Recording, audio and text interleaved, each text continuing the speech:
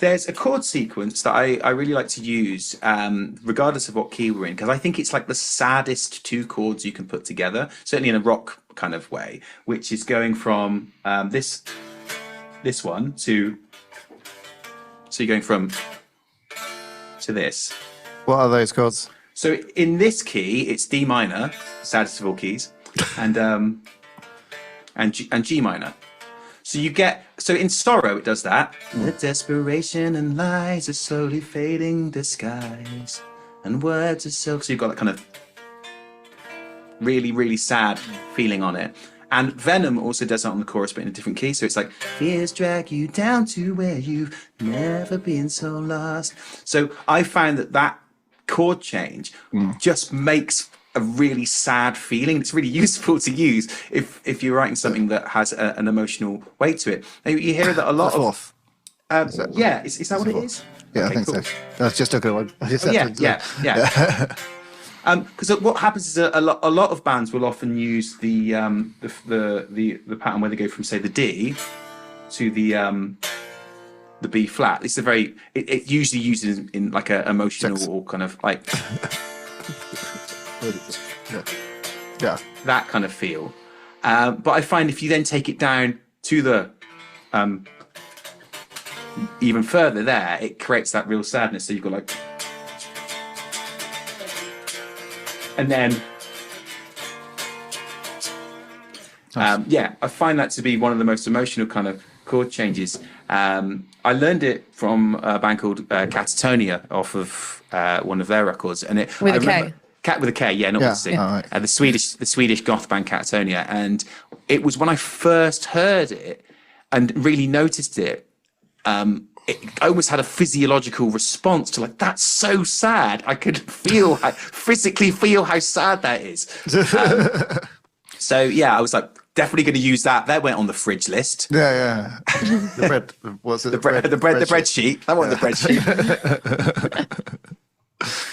Oh, that's really cool. So there's specific musical techniques that you could use to elicit.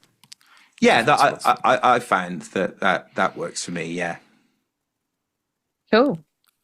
I can't remember what the question was, but it's something about how do you write songs that help other people through the things. I think like you have to have obviously an element of relatability in what you're writing so that people can, gain something personal from it lyrically. Yeah.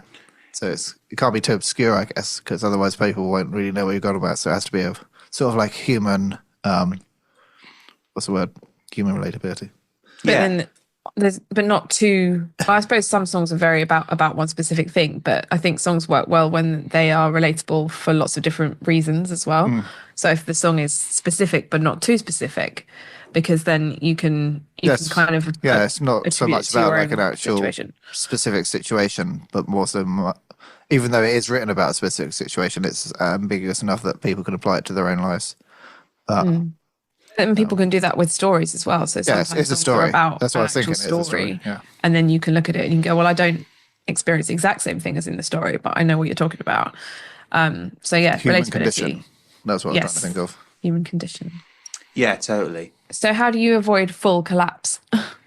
Well, actually, what's quite interesting is that particularly with with writing the album lyrics and bits of the music that I've written for the album, I found that I've actually lent into that. So sometimes I've been writing a lyric and suddenly I've written something that I found that gets across what I feel so happy with how it got. I'm getting something across that it actually has made me kind of cry a bit during the writing process and during the singing process, and then just leaning into that very raw emotion of, wow, this means I've really communicated something that I wanted to, and then living with that feeling for a bit and then going, great, let's now record it, let's get this down, because I feel like I've achieved what I wanted to with this by expressing something that has affected me in an emotional way where I've actually cried a bit from it.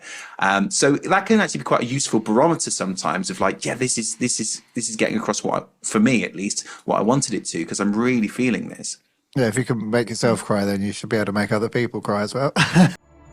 Thanks for watching that clip from Diamond Cast. If you enjoyed that, there's plenty more capers where that came from on our weekly show, which is every Sunday at 7 p.m. UK time. And remember to hit like, subscribe, and the notification bell so you never miss an update. Thank you so much for your support. It really helps the band grow. We'll see you next time.